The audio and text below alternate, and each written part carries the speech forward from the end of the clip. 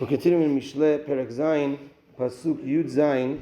So here we said we have the story of an unfortunate person. He's doing an Avera, and how from this story we learn many tactics from the Yetzer Hara.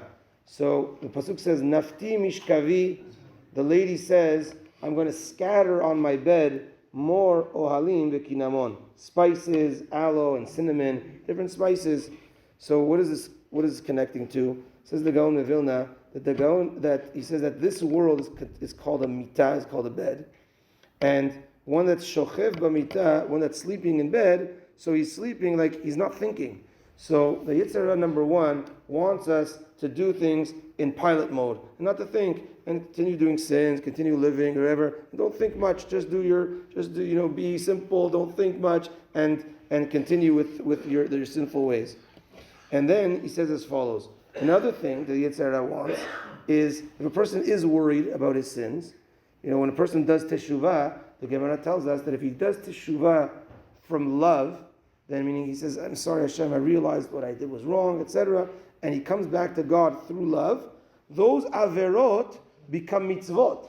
Because if he would have been in that situation now, he wouldn't have done those. And those are now become mitzvot. He wouldn't have done those averot that he once did.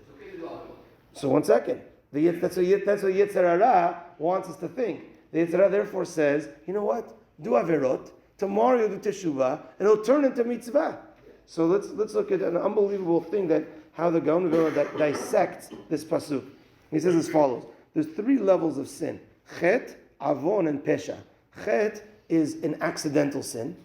Now avon is a sin on purpose. A pesha is when you do a sin with merid, with like rebellious. I don't care about you, God. On purpose means I know I'm doing this. I know I'm violating. I feel bad doing, but I know what I'm doing. You might even feel bad when you're doing it, but you know what you're doing. But pesha is like I'm doing it like on purpose with kavanah to go against you.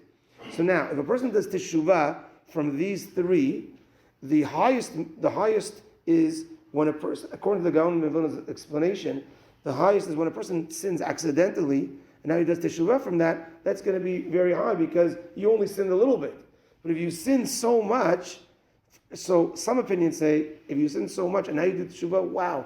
If you would have been in that situation, you would have done a mitzvah so much. So you get a very high level mitzvah.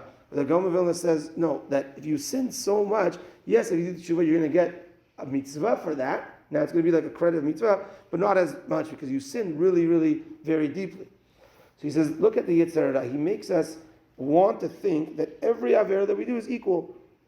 And he says as follows, that the word more is spices, a myr, M-Y-R-R-H.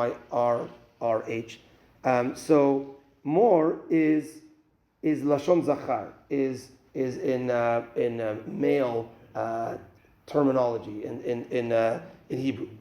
The word v'aholot is in female, and uktziot is targum. So it goes down in levels, and that is the showing of there's 3 levels in averot. But what does the Yetzer Hara make us do? And here's the pasuk: more ohalim v'kinamon.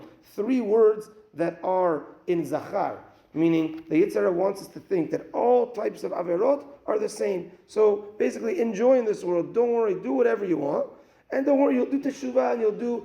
So if a person feels bad, I'm doing some averot, maybe. No, don't worry, do teshuvah, and it'll all turn into mitzvot.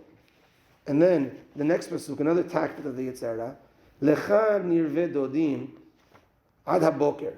So here in the story, the woman's saying, let's enjoy with love till the morning. Let's rejoice with love. Let's rejoice with love. What does this mean till the morning? Till the end of your life. Let's be together, says the Yetzer Hara. Don't worry, I'm going to take you with me, and we're going to enjoy till the rest of your life. And a person, therefore, the Yetzer Hara wants us not to think of thoughts of teshuvah. Just keep on cruising until the end. Also, he says an interesting thing is that when we do teshuvah, part of teshuvah is regretting the averot that we did in the past. So says the Yetzer Hara over here, you know what? Even if you do teshuvah, don't regret fully what you've done in the past. You enjoyed it, this and that. So that means you're still sticking with that avera a little bit. It's not a full teshuvah. So he wants it to stay till the end. Let this avera stay with you till the end, that you don't do a full teshuvah on it. So our job is to try to do teshuvah me'ahava. And another tactic is when we do an avera, God forbid, with ahava. Like I love doing this avera, God forbid, that's so much harder to get rid of, so much harder to wash in the laundry. We have to make sure to do the mitzvot be'ahava. And of course, if we do teshuvah, Hashem is the judge, and He knows where our heart is, and He's going to erase all of our sins. But these are different tactics of the Yetzer Hara that we have to be very careful of. Not to be convinced, do averot, don't worry, you'll do teshuvah tomorrow. Or be on cruise control, don't think about things. Or be on cruise control, and okay, even though you did teshuvah, hold that sin with you. Like, I remember when I did that, I enjoyed it. Whatever, I'm past that, I wouldn't do that again, but I enjoyed it. Get rid of that as well, and regret that as well, all the way, so you totally get the sins out of you.